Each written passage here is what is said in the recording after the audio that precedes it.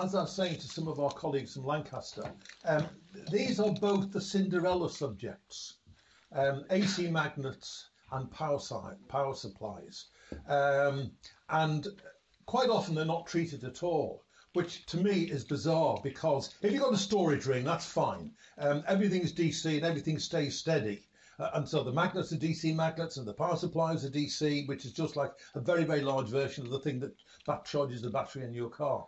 But for anything any circular accelerator that accelerates, which raises the momentum of the particles, the magnetic field has to go up, unless it's a very clever FFAG. But in a synchrotron, you need to raise the momentum, and that means that the current that is powering the magnet has got to be alternating current, and that then leads to a whole new set of situations. So that is the norm.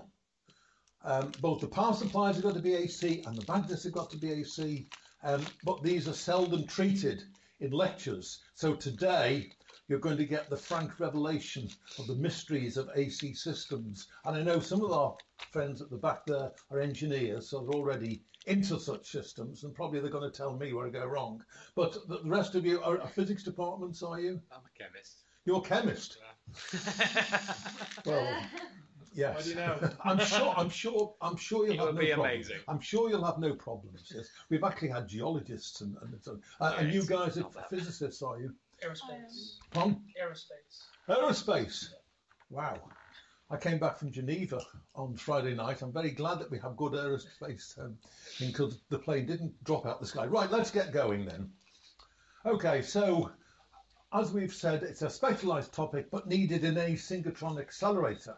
And the correct design requires the understanding of electrical engineering by any project member, any project managers and the other members in the project. And I am looking today at the future project leaders. Perhaps in 10 or 15 years' time, you will be directors of a massive accelerator laboratory, and you'll want to at least go back and see when the electrical engineers or when the AC magnet engineers come along and say, oh, we need to do this, this and this. You've got to say, is this sensible? So that's why you're getting this today. And also power converters. So what are we doing? We're going to start off with how AC lattice magnets change from DC magnets. We didn't say anything at all about steel that goes into the yoke, and there are different types of steel that you can use, and they all have different properties as well. So we'll briefly deal with this. Again, a very specialised topic, but at least I'll tell you the differences that are available. And then, very important, how do you get beam in? How do you get beam out? And this is something which is very critical and very difficult.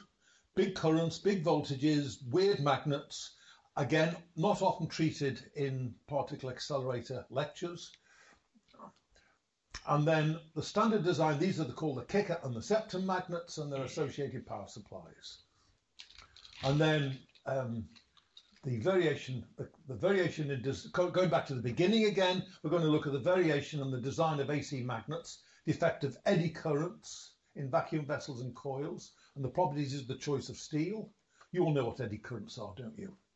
Methods of injecting and extracting the beam, single-turn injection, multi-turn injection, and the magnet requirements. And then fast magnets, kicker magnets, by fast microsecond level. So let's get into the difference between AC magnets and DC magnets. And in addition to the DC ohmic loss, I squared R, that you have in the DC magnets, there will be eddy current losses. Eddy currents, this is where the changing magnetic field induces eddy currents in either the coils or the yoke, and they therefore have I squared R losses from the eddy currents, and that causes additional loss. And the design goal is to correctly calculate what's going on. And the eddy currents, in addition to losing energy in your system, they generate fields, magnetic fields at the beam that you don't want, which are damaging. So we've got to have some idea of what those fields are and how to combat them. And then, as a consequence, not only are the voltages that power the accelerator resistive, IR, V equals IR, but there's also V equals L di dt, where L is the inductance of the magnets. So there is an inductive, a reactive component as well as a resistive component. And this standard electricity and magnetism, it shouldn't really create a problem, but if it does, shout out.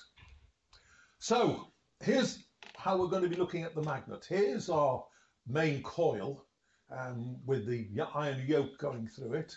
And of course, it has some resistance in series. We've already talked about that in the DC magnets. But then there will, due to the eddy currents, there will be some parallel resistance, because the eddy currents appear as a parallel resistor to the main magnet. And if the eddy currents are very small, it's a very big resistance, so not a lot of current goes into it. But if there's a lot of eddy current, this can be an appreciable problem.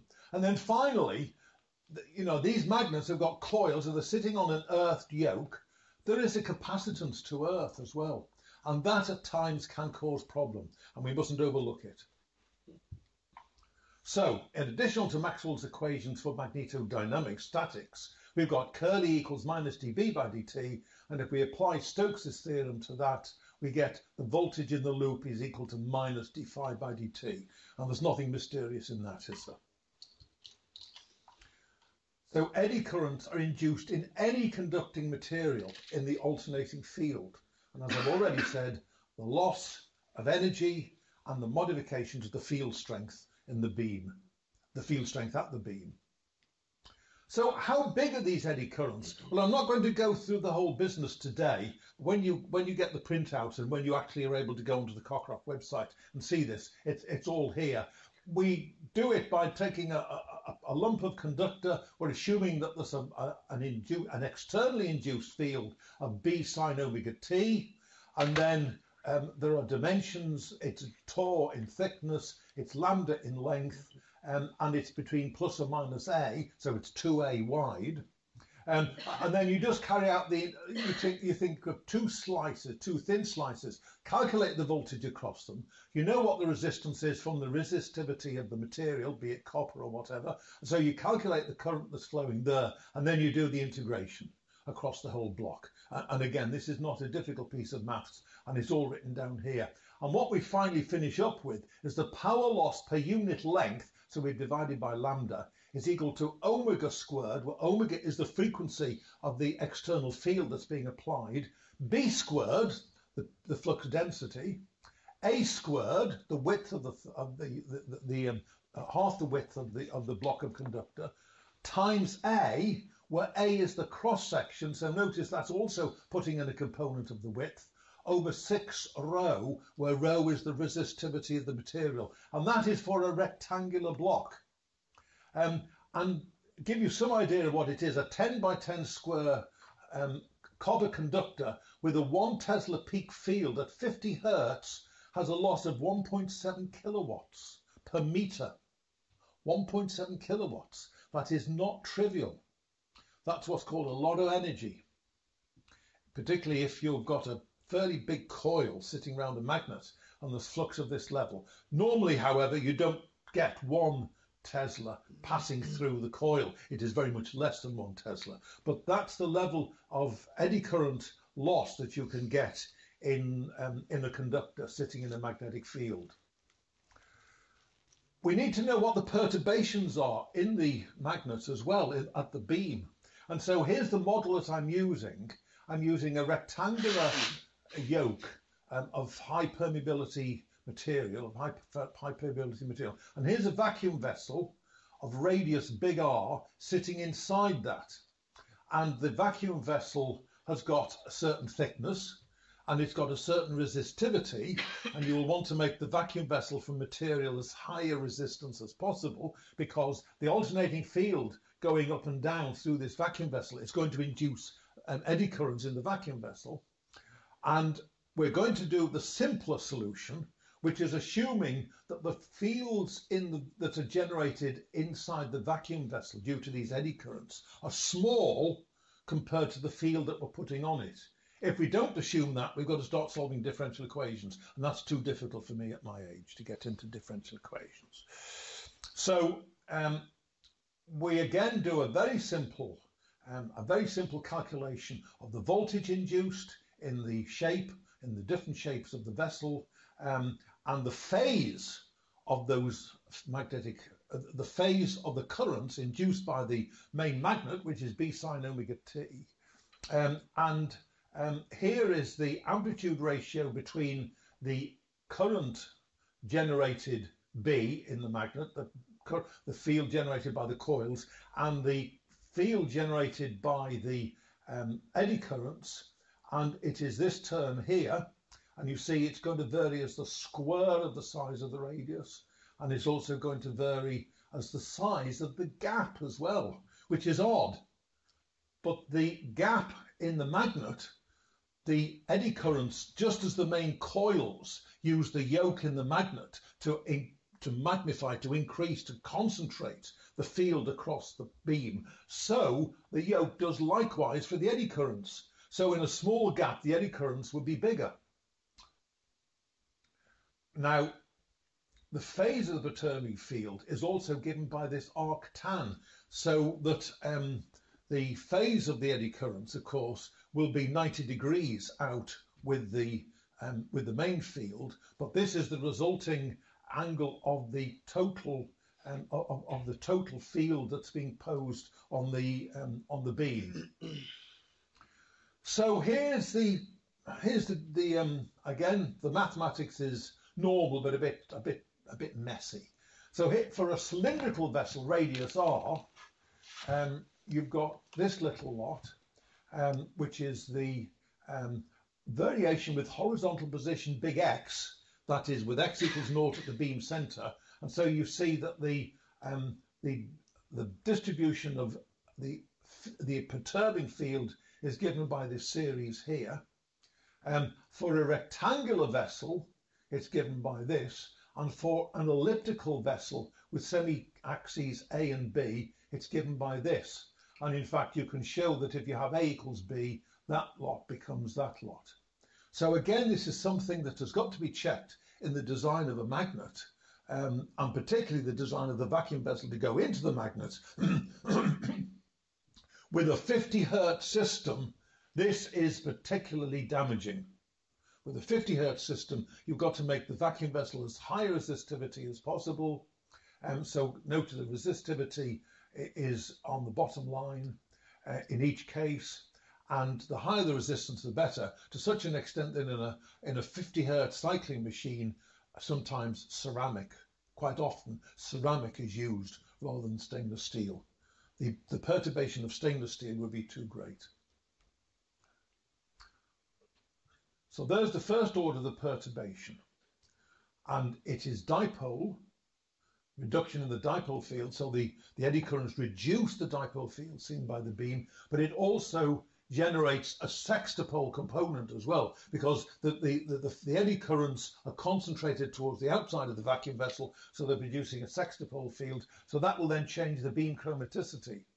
So in the cylindrical and elliptical vessels, we also have 10-pole and 14-pole fields. And here's some graphs of the ratio of the amplitude of the perturbing currents in the dipole field to the amplitude of the imposed field as a function of frequency for 3 vacuum vessel thicknesses, and I think this is for a circular vessel, 0.25 millimeters, 0.5 millimeters, and 1 millimeter, and it is for stainless steel. And you can see that at very low frequencies, at 1 Hertz, it is less than 0.1%. It is down to nearly 1 part in 10 to the 3, the disturbance in the dipole field. But as the frequency increases, it gets worse and worse. And notice the calculation is not valid in this region, because that is then getting to the point where the perturbing field is of similar amplitude, or is measurable amplitude compared to the field that we're imposing on it. And that was an assumption at the beginning that we said we will make, that the perturbing field is small. So things happen up here, but you know, you can't build a vacuum vessel or choose a frequency in a magnet where you're going to have a 10% effect on the main field. That would be quite disastrous. So you want always to be working down here. So that's the variation of the perturbation of the field as a function of frequency. And the next one gives the phase change for different frequencies as well, and for the same various thicknesses of vacuum vessel. And again, this is in degrees, We've gone from arctan to degrees. And so this is relatively small, but by the time you're getting here, you're making a 1 degree change in the dipole field for the B sine omega t that's being generated by the coils. And again, this calculation is invalid in this part of the graph. That again, a 1 degree change would be quite unacceptable unless you've somehow got round to compensating for it in some way. So eddy currents are not trivial. It's got to be something you keep your eyes on, and the vacuum vessel people in a fast cycling machine, which can be up to 50 hertz, quite a lot of machines have been built at 50 hertz. These can be problematic and difficult. AC effects in steel yokes. Well, not only do eddy currents occur in vacuum vessels if they're metallic, but also they occur inside the yoke of the magnet as well. And of course, you're all very much aware that when you buy a mains transformer to plug in and operate something, then it's made not of solid steel, but of laminated steel. And that is so that the eddy currents within the yoke with the 50 hertz excitation are going to be fairly low. But additionally to eddy currents, there is also this hysteresis loss, because of course you know well that steel is a non-linear magnetic material, and when it is cycled magnetically it goes through a hysteresis loop, and there should be a nice picture. Let's go back again. I've got a picture somewhere of a hysteresis loop. You know that when it goes through the hysteresis loop, it doesn't come back up on the same path that it went down. And the area in the middle of that hysteresis loop is an energy loss to the powering system. And so hysteresis losses are as appreciable as eddy current losses as well. And they're quite important. So the laminations are usually about 0.35 millimeters, perhaps 0.5 on a low frequency accelerator.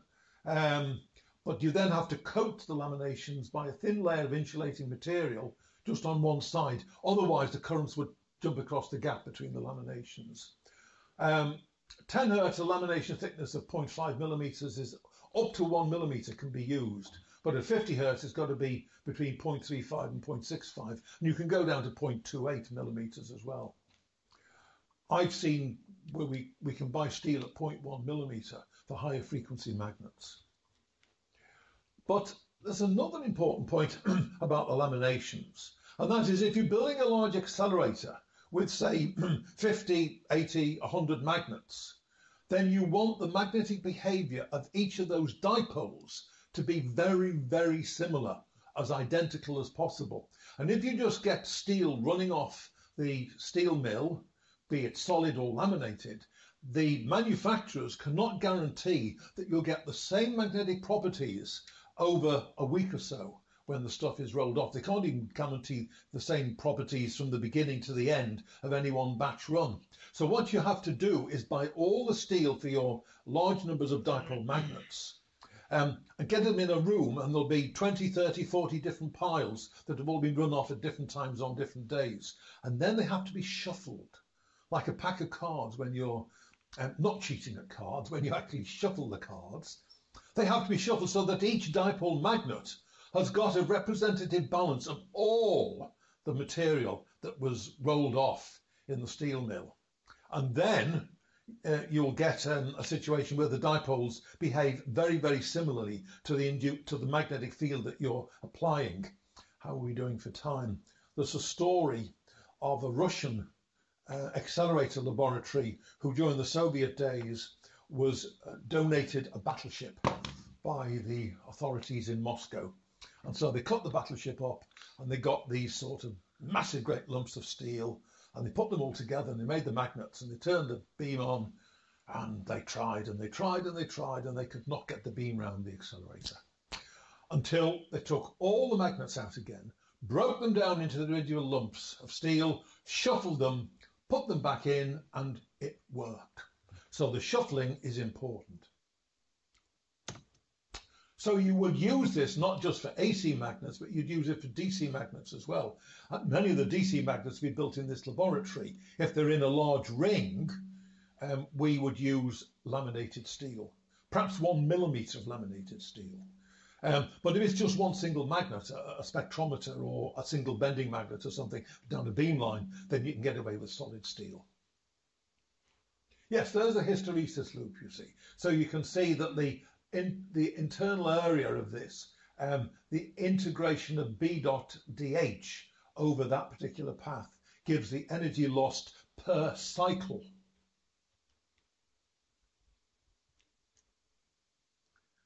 So, how do we find out about the steel? Well, the manufacturers who make the steel, they're making millions of tons a year. The steel industry has become more and more and more broad, with very large manufacturers producing steel and very few of those as well. And to be honest with you, they don't really want to concentrate on providing steel for accelerators, which represents 3 or 4 days of production in their steel mill. It is largely the electrical engineering business that they're looking at. So they produce material which is for a pure sinusoidal cycle, going from minus B to plus B to minus B to plus B. And we'll see in a minute, that's not what we want in a particle accelerator. But you do have to use the material and the information that they produce, the brochures, in order to calculate what's going on in the steel of your magnet. So the data that they produce is for a Euro standard of 1.5 Tesla peak at frequencies of 50 Hertz in Europe and 60 Hertz in USA. And then they have these different lamination thicknesses, 0.35, 0.5, 0.65, 1, but they also go down to 0.28 of a millimetre. But they do not separate out the difference between the eddy losses and the hysteresis losses. They just give watts per kilogram at these conditions. So accelerator magnets are going to have a different waveform. It's just going to be a unidirectional waveform. It's going to have a DC bias on it, and it's going to be at probably quite lower frequencies. 0.2 Hertz possibly is the lowest. 1 Hertz, 5 Hertz, 1 Hertz, 5 Hertz, 10 Hertz are very usual in cycling accelerators, particularly in booster synchrotrons. So that's what our waveform is going to look like. It's not going to go from there to there to there to there, for which the manufacturers have given us data. It's going from a low level where we inject the beam to a high level where we extract the beam. So what do we do about this? How do we calculate the losses? Well, we do have physics on our side, and we know how these different losses vary with these different parameters. With AC frequency, the eddy loss we've already seen is a square law of the frequency. But the hysteresis loss is linear. It is loss per cycle as the steel cycles through its hysteresis loop. With AC amplitude, it's a square law for the eddy loss. Again, we've seen that in the equations earlier on. But the hysteresis loss is very odd. It's non-linear, and you've got to really make some attempts to understand what is happening to the eddy loss. The DC bias, that is if you have an AC system and you put on a DC level, which just takes the same amplitude up or down, no effect on the eddy current loss, but this, because steel is non-linear, that increases non-linearly. Total volume of steel, it's linear and linear, it is watts per kilogram. The lamination thickness, here's interesting, the eddy loss goes as the square of the lamination thickness, and we've seen that again in our equations early on. But the hysteresis loop, providing it's the same material, has no effect on the thickness of the material. So this is your packet of information that should allow you to be able to make some estimate of what the losses are from the manufacturer's data. Now, there are many different types of steel. There is something called grain oriented. When the laminations particularly are produced, then in fact there's a large ingot of steel comes off the manufacturer's furnace. It's banged, it's rolled, it's squeezed. It finishes up going through a vast rolling mill with enormous pressures on the rollers to get it down to those 0.5 or 0.35 millimeter thickness. But along the rolling direction, you get the grain. And in some cases, depending how the heat treatment has gone on and how the rolling's gone on and what the rolling temperature is, you get what's called grain-oriented material, so that along the grain, along the rolling direction, the magnetic properties are absolutely superb, and the loss properties are low. But at right angles to that, it's ghastly. So you can only use it with the flux running along the direction.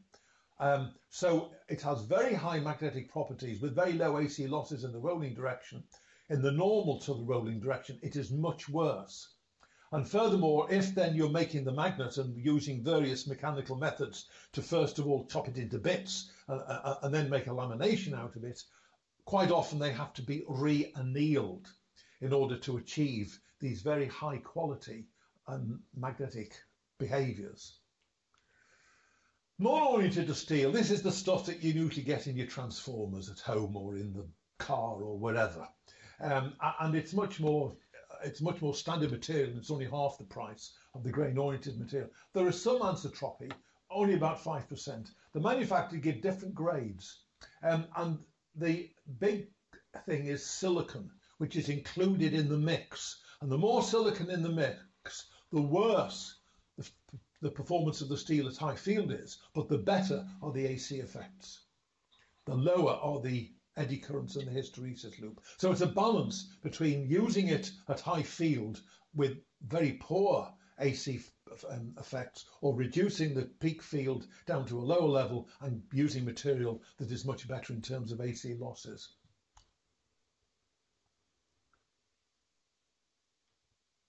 And then there's finally solid steel, which is cast, and it's usually used for solid DC magnets. It can have exceptionally high magnetic properties at high magnetic fields. It doesn't saturate until 2.2 Tesla or around there. But you will not hardly ever make an accelerator magnet from solid steel. To give you an idea of the problems of using solid steel in a particle accelerator, sometimes you will use the solid steel magnet for a beamline. And on the old SRS, we had a booster synchrotron which accelerated beam to 600 MeV, and the storage ring was going to go to, well, we would inject into the storage ring at 600 MeV and then raise the field in the magnets to go to the equivalent of 2 GeV.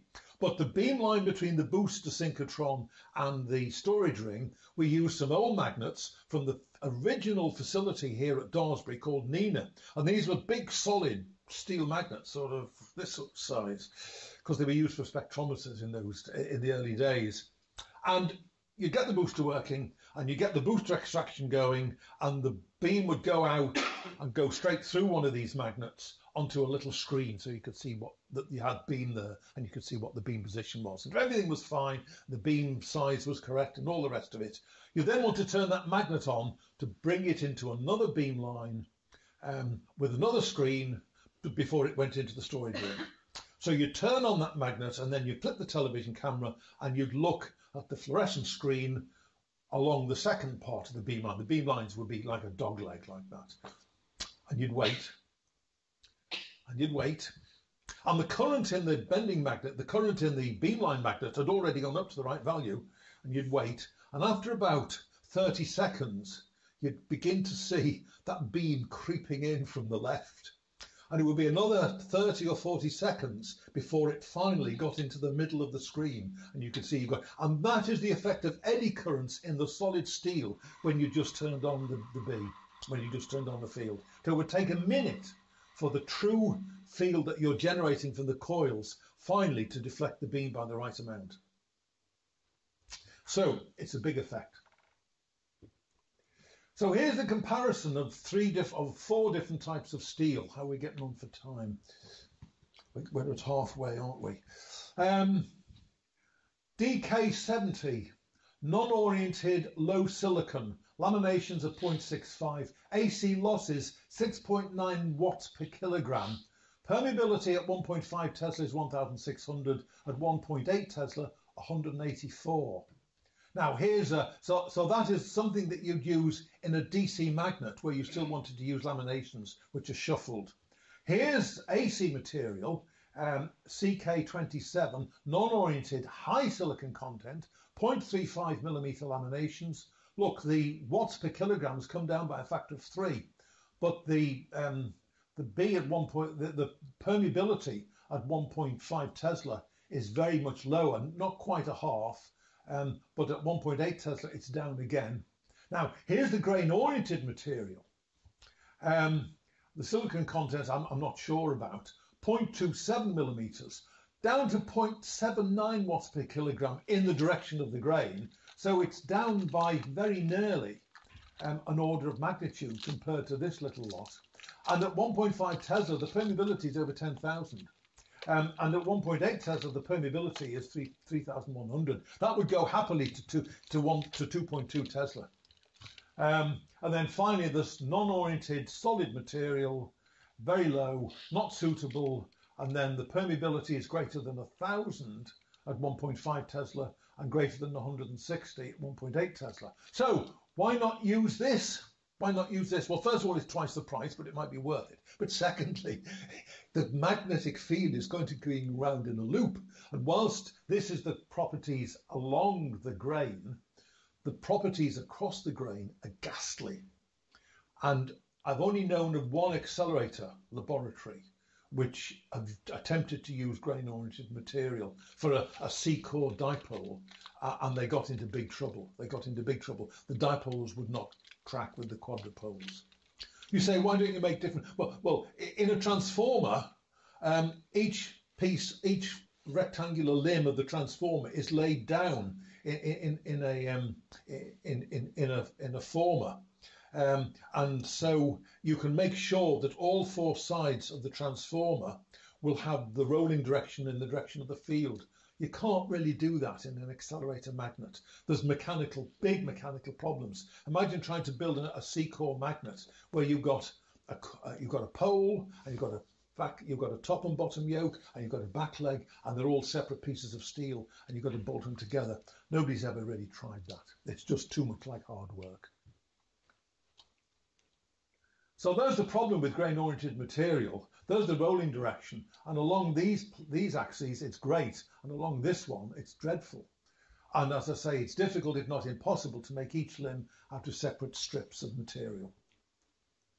Right, now, that represents our study of AC effects. And we're now going to move on to putting beam in and getting beam out, because again, it's largely dominated by AC performance. But are there any questions at the moment over this rather dull electrical engineering stuff that we've already done?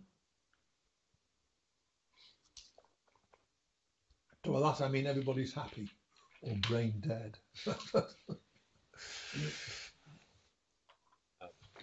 Okay, so let's start off with the simplest possibility of putting a single turn of beam into an accelerator. So what you need to do is, here's the straight ahead direction in the lattice. This is in a straight in the lattice. There's a magnet here and a magnet here. And then we've got to put a magnetic element of some sort. We've got to put an injected beam in at an angle, and this magnetic element has got to bend the beam in and put it on the right trajectory.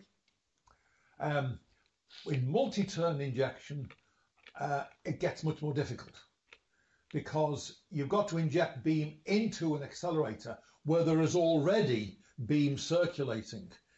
So on this concept, once the beam is in, when it comes back round again, if this thing is still on, it flips it out. So you've got to do something about this. And then accumulation in a storage ring is a special case of multi-turn injection. Sometimes you might put beam in any singleturn radiation source running at, say, 300, 400 milliamps of circulating beam. You don't put 300 or 400 milliamps in one clunk. You're doing fairly well if you get 2 or 3 milliamps in on one clunk. Perhaps if you've got a really good booster synchrotron, perhaps it's 5. Quite often, you see, the booster synchrotron is a much smaller circumference than the large main ring. And so you might have 5 milliamps or more in the booster, but it's only 2 or 3 milliamps when that gets into the main ring, because it's a matter of the circumference of the machine. So how do you put beam in multi-turn injection? You could take 5 minutes putting beam in. And equally, the modern synchrotron light sources stay at the same field level, and they maintain exactly the same current for the users, because the singleturn radiation users like to see a constant amplitude circulating beam, because that governs the magnitude, the intensity of the singleturn radiation coming back onto their samples. And if it slowly dies away, as would be natural if you'd filled the beam up and then it was slowly decaying due to the very high vacuum, but still a finite vacuum, there's still some gases in the vacuum vessel, the power density on their experiments goes down. And so they get thermal effects, and they don't like that. So the modern synchrotron sources like to work in what's called top-up mode, where once every minute or so, a pulsar beam goes in from the booster synchrotron to make up the beam that has been lost in that 1 minute. So then they can run day and night at a constant current, and all the users go home celebrating. Have you ever seen the users celebrating? Right, so how do we do all this? Well, the singleturn is a simple solution. Okay, we have a kicker magnet. For the injection, we need to have a fast fall time. So this is B versus time, and we ramp the current up before the beam comes in, and then here, the beam's coming in here, and this length of time is the time that the beam is going into the accelerator, and then we're going to turn it off pretty darn fast before that beam comes back round again. You're never going to fill the ring totally, but you're perhaps going to fill, if you're pretty good, you're going to fill 90% of the ring. And to extract, you need to do exactly the opposite. Here's the beam going round, and then when you want to bring it out, you must turn on a magnet very quickly, because during this turn on time, there will be beam that is not being bent by the right amount, and then you need a flat top, and then it can run down as often as you like, because you've got to get ready for the next injection. Problems. The rise and fall will always be non-zero. They represent a loss of beam. Single turn injection does not allow the accumulation of high currents. In small accelerators, the revolution time can be very much less than 1 microsecond. In EMA, it is less than 0.1 of a microsecond. It's less than 0.01 of a microsecond. And magnets are inductive. Even the magnets that click the thing in, the kicker magnets as we call them, they're inductive. So if you want to switch them on in a 1/10 of a microsecond, that's very high voltages. L di by dt is going to be large. Multiturn injection. Now this is more subtle. You can use it for injection or extraction, but let's look at the injection situation. You engage a tune value of, let's say, 1/4 with the fractional part of the tune. You've done tune values with Rob Appleby. You know what the Q values are, or the Americans call them the nu values.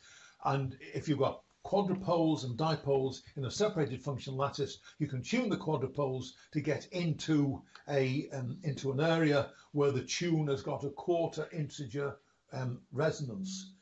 Not very good, because octopole fields, have you done a loss of beam due to resonance effects? No. Well, let me say to start with that these tunes of, I better move away from the microphones and the loudspeakers. These tunes are very critical, and for any tune value where QV, some integer of Q, the horizontal tune QR, plus some other integer times the vertical tune QV equals another integer, you get what's called a resonance. And that can, depending on the error fields that are present in the synchrotron or in the magnets, that can cause beam loss. And the integer resonance, when the tune becomes integral, that is diabolically bad. That is disastrous. Has Rob explained that to you?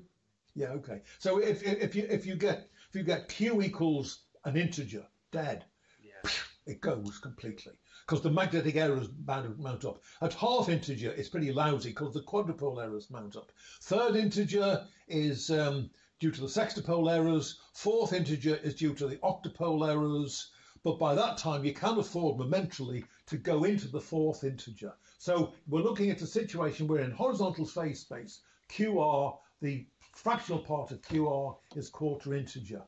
And here we're plotting phase space, x in that direction and x dash in the other direction. And you're used to this as well, the concept of transverse phase space. And so here we have a septum magnet sitting at a certain radial or a certain X position in the machine, and the field where it's going to, sorry, the beam where it's going to be is on the left hand side, but on the right hand side, and there is no flux density, there is no field here, but on the right hand side of this septum, then in fact there is the deflecting field, and so in goes the beam, plonk, and it is deflected into the right path. Now, because we're at the quarter integer, on the next turn round, when that beam comes back round once, it's not going to be sitting there, it's going to be sitting there. It will have changed its position in phase space, so it sees zero field. Here's a new crunch coming in, and that one then on turn 3 has moved up to there, and the first one has moved down to there, and there's the third one coming in, and then finally there's another one coming in here. So we're able to inject, if we're at the quarter integer, we're able to inject 4 turns, over 4 turns of the accelerator. But what we've got to do then, we've got to move this little loss away from the septum. So that just having the septum there with field on one side and no field on the other is not sufficient. We've got to have something that moves the orbit for the whole caboodle, because after this they'll start coming back round and either hitting the septum or going into the field region again. So this little lot requires not just a septum magnet where there's field on one side and no field on the other, but it requires also kicker magnets that are going to be moving the orbit around at the point of the septum. So we need 2 types of magnets. We need a fast pulsing kicker magnet, and we need probably a slow, it could even be a DC septum magnet. So the kickers have got a time variation, and the septum magnets have got a spatial variation. And put the 2 together and you get successful injection and extraction. Okay. Now in an electron storage ring, electrons are lovely little things. They're so much better behaved than protons. Because first of all, when you get when you get, say, a 1 MeV electron, it is fully relativistic. The rest mass of the electron is half an MeV. Yes, half an MeV. So yes, okay. So if you get a 30, 40, 50 MeV electron, it's fully relativistic. Its revolution time in the machine stays the same. You can accelerate them. They're going to higher and higher momentum because the mass is increasing, but not the revolution time. So the little thing's doing as it's told. Additionally, and this is important, when the electron beam passes through a magnetic field, it gives off synchrotron radiation. Now, you've all heard of synchrotron radiation sources, and you're all aware that they're generated in a magnetic field by a beam of relativistic electrons, or any charged particle, but electrons or positrons, leptons, will radiate. Perhaps it's not been explained to you that that radiation damps in the horizontal plane. Has that been explained to you? No. Right. Well, there's a thing. You could have a whole lecture on that. And you probably are going to get a whole lecture about why the radiation damps it. But let me give you a simple facile answer. The real answer is much more complicated. But the synchrotron radiation intensity varies as the 4th power of the electron momentum in a magnet. So it is, or the energy, it is e to the 4th is the term, if the magnetic field stays the same. There's also variation with the magnetic field, but it's e to the 4th. So the electrons that have got a higher energy radiate more than the electrons that have got a lower energy. So therefore, there is a damping effect in the energy plane, a strong damping of off-energy particles. They all will converge. What you've got to then do is translate, you've got to couple some of the energy loss, the energy damping, into the transverse and vertical plane as well. And that's a function of the lattice. And so it is possible, think of it in terms of harmonic oscillators. The electrons, any beam in an accelerator has got 3 degrees of freedom. Well, no, it's got 6 degrees of freedom. It's a 6-dimensional situation. But in each of those 3 planes, there are oscillations occurring. And in a perfect lattice, they are decoupled from each other, and you might go to a lot of trouble to decouple them. But in fact, if you design your lattice correctly, you can put some of the damping that's occurring in the longitudinal plane into the transverse plane. And that's why I say you've got to have a whole lecture on this. But the damping in a storage ring of the electron beam is wonderful, because you can start by putting the beam in on the outside of the existing stored beam using a septum, having kicked the beam into the septum. Then you bring the beam back out of the septum and you leave it there for one damping time, which can be an appreciable, a fraction of a second, some milliseconds. It depends upon the energy of the particle. And by that time, that beam has coalesced into the central core. And you can do the same. Flip it over, put the beam in, flip it back again. So you can build up a lot of current by injecting and then allowing the beam to damp until it coalesces with that central beam. And in fact, the central beam in a relativistic accelerator with synchrotron radiation present, in principle has zero vertical height. In the horizontal plane, there are quantum effects which affect the size of the beam as well. And so the beam is not naturally zero in the horizontal plane, even with this damping, because there are anti-damping effects produced by quantum phenomena. But in the vertical plane, it is nominally a zero height beam. But of course, zeros don't occur in physics. And so, in fact, it is due to the coupling imposed by the quadrupoles, skew quadrupoles particularly, and you don't put skew quadrupoles in there, but there's always going to be a bit of a skew term, but will couple the horizontal and vertical. So in a synchrotron radiation source, the vertical height is very small, and it is governed essentially by the skew fields of the quadrupoles. So the multi-turn extraction solution is again by having a septum, and you move the beam slowly across the septum, and once you get some beam loss at the septum, each time the beam comes round, you're getting beam going down the extraction line. And you can extract over as much as, in a 50 Hertz machine, you can extract over as much as 1 millisecond, losing perhaps 10 or 15% of the beam as it is scraped across the septum.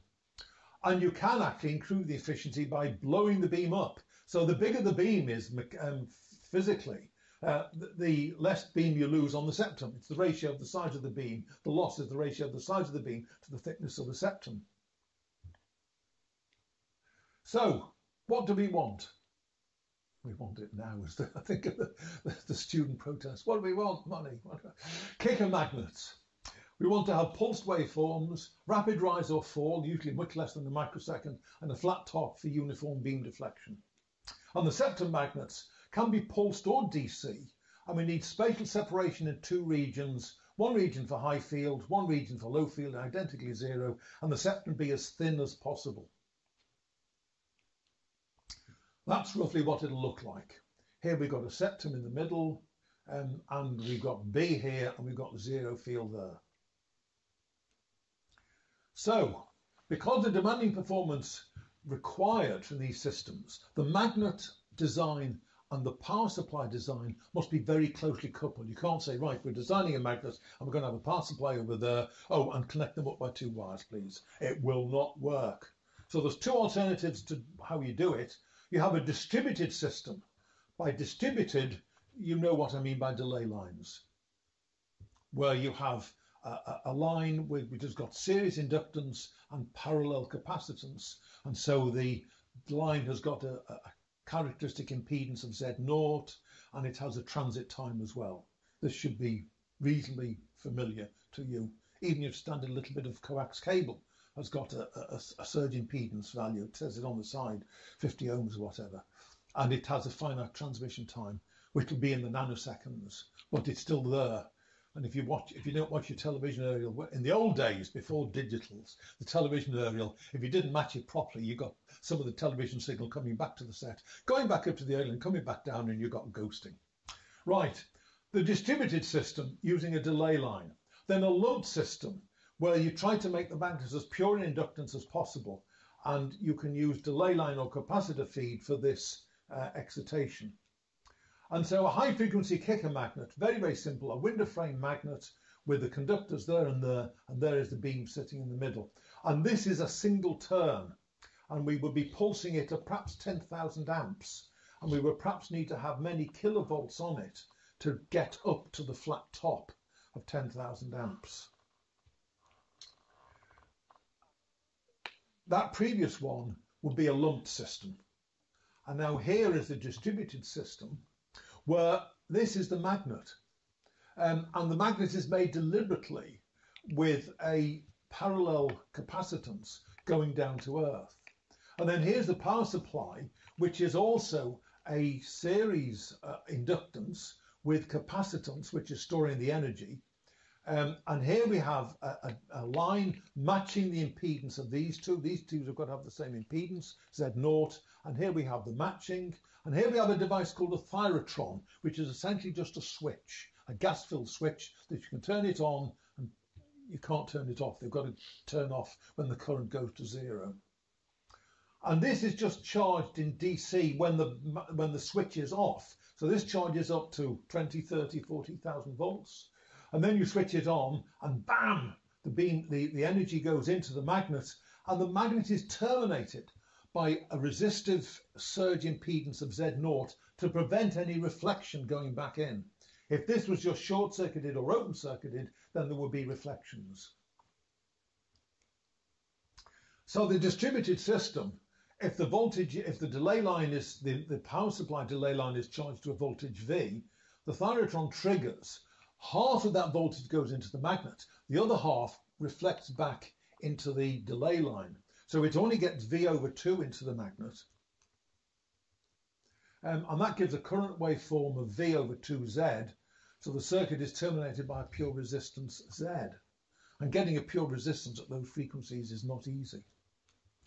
But at Daresbury, we tend to, by the way, just let me say that in this system, that can be a long way from that.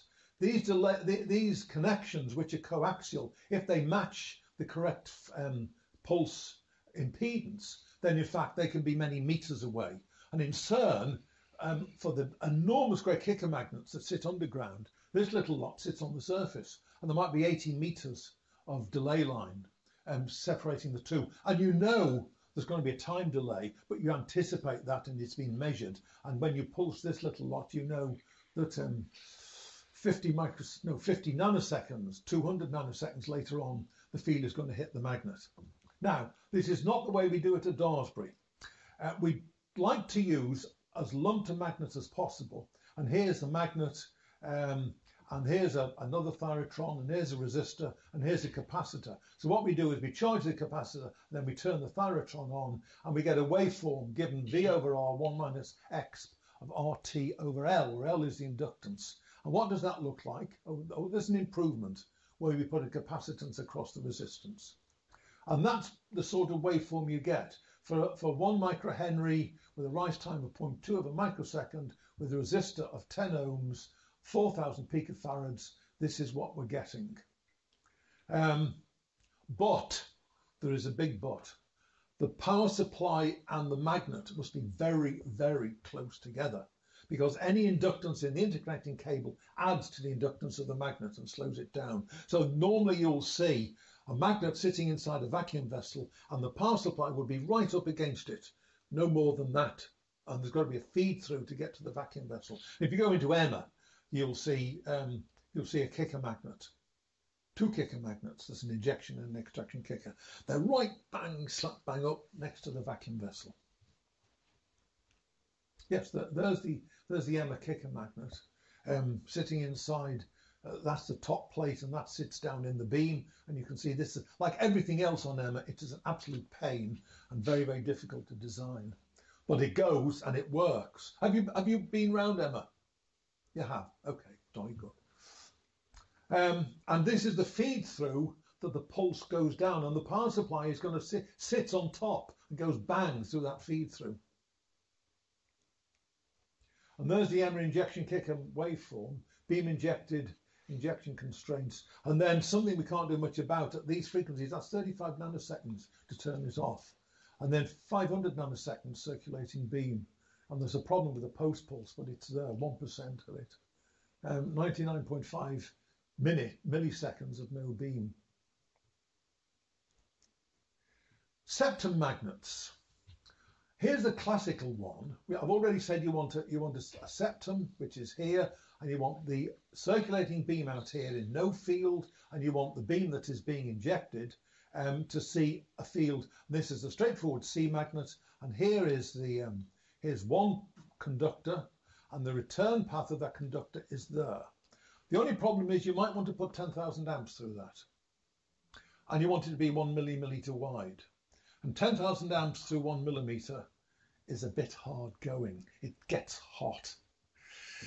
Even though it may be pulsed, it still gets very, very hot. And there's all sorts of mechanical problems of having cooling coils here and cooling coils there, etc.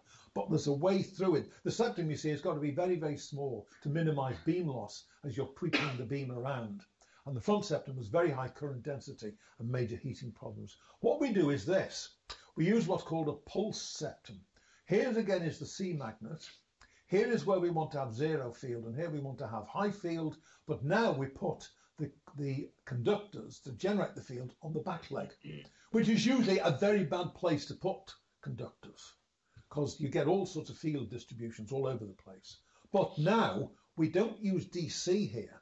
We hit it with a pulse, typically of some microseconds in length. And around the side we have a thick eddy current shield of conductor material. We thin it down as much as possible where the septum is to be, but this could be 10 millimeters high.